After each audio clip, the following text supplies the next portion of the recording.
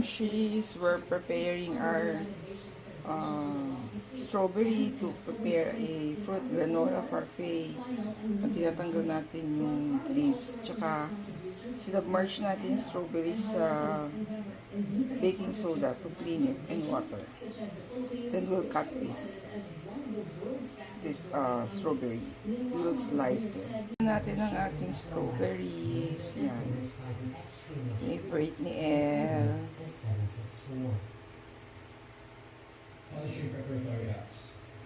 To the initial and preparatory acts. Here's our sliced strawberry, and instead of granola, we place walnuts. Slice natin yung walnuts, then container natin, and we're gonna use style yogurt. Let's start.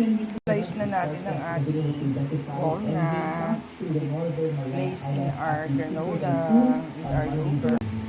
So we place the Greek yogurt, strawberry, and walnuts for the first layer. Cheese, ayan na yung second layer natin ng ating granola parfait with yogurt, strawberry, and walnuts. This is what we use na walnuts. Yan, so siguro we'll have it for breakfast tomorrow morning. Lagay muna natin overnight at the ref. Thank you guys for watching. See you on our next video.